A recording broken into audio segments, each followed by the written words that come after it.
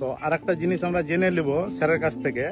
এই যে এই রডটা দেখতে পাচ্ছে কালারিং, এটা হচ্ছে রাজগার রড। তো এই রডের কতটা ক্ষমতা, আমরা যে সাধারণত নর্মাল রডের কাজ করি তার কতটা ক্ষমতা আর এর কতটা ক্ষমতা, আমরা স্যারের কাছ থেকে একটু জেনে নেবো। স্যার একটু বলে দিন। হ্যাঁ, তো এই যে রডটা ইউজ করছে এটা হচ্ছে ক্যাপ্টেন কোম্পানির রাস্টকার বলে এই নামটা দিয়ে এই রডটা ব্র্যান্ডিং হয়েছে।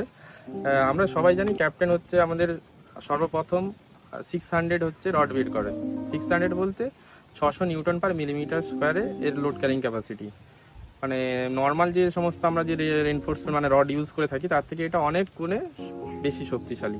ওভারঅল একটা যদি আমরা বিল্ডিং যদি দেখে থাকি, যে দোতলা বিল্ডিং এর ফাউন্ডেশনে যদি আমরা সেম ধরো একটা 600 স্ট্রেন্থের একটা মানে ক্যাপ্টেন টিম টিপার দিয়ে ইউজ করলাম, আর একটা ধরো নর্মাল 500 গ্রেডে যদি আমরা ইউজ করে থাকি, তো এখানে যদি দেখি যে দুটো সেম রড ইউজ করা হচ্ছে দোতলা ফাউন্ডেশনে, বাট এখানে যদি আমি ক্যাপ্টেন যদি দেখি এটা দোতলার জায়গায় আমরা তিনতলাও করতে পারবো, মানে অতটাই বেশি আমরা স্ট্রেংথ পেয়ে থাকি। আর রাস্ট গার্ডের রডটা তো খুব একটা ভালো রড, আমি সবাইকে সাজেস্ট করবো রাস্ট গার্ড দিয়ে, বিশেষ করে ফাউন্ডেশন পুরো বিল্ডিংটা তো করতে পারলে খুবই ভালো। অ্যাটলিস্ট যদি পুরোটা না এফোর্ড করতে পারে তাহলে ফাউন্ডেশন এবং রুফ, মানে যেটা আমরা বাইরে ওয়েদারে মানে জলের সংস্পর্শে আসবে সেই জায়গাগুলো অবশ্যই আমরা করবো। যেমন ফাউন্ডেশনটা কি, আমি একটা অন টাইম আমরা কি করলাম, কাস্টিং করলাম, মাটির নিচে ঢাকা পড়ে গেল, ওটা আমরা কিন্তু মেনটেন্সের কোনো সুযোগ পাই না।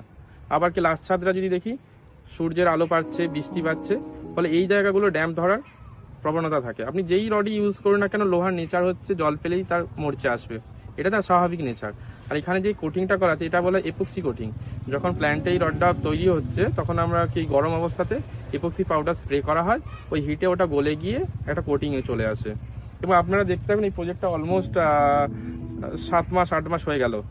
কলামের রড যদি দেখেন স্টিল নাও আপনারা দেখবেন সারা বর্ষায় জল পেয়েছে, বাট কোনো রকম করোশন কোনো কিছু নেই। তবে হ্যাঁ, এখানে আরেকটা জিনিস আমি লক্ষ্য করলাম, এখানে এপক্সি কোটের একটা লিকুইড পাওয়া যায়। মানে এই যে কাটিং হয়েছে না, ধরুন পুরো তো রড আমরা ইউজ করতে পারি না, সেটা কেটে কেটে ইউজ করি।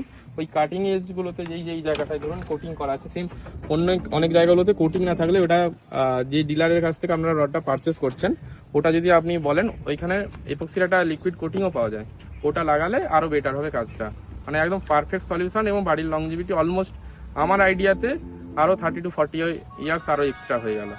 তো আমি বলবো যারা একটু মানে সচেতন আপগ্রেড ভাবে কাজ করতে চান তাহলে সেক্ষেত্রে এই ক্যাপ্টেন রডটা ইউজ করুন, এবং ফলটা আপনার নিজের চোখের সামনেই দেখতে পাবেন। নর্মাল রডে ইউজ করুন আর এটার মধ্যে ডিফারেন্স বুঝতে পারবেন, এটাই বলবো।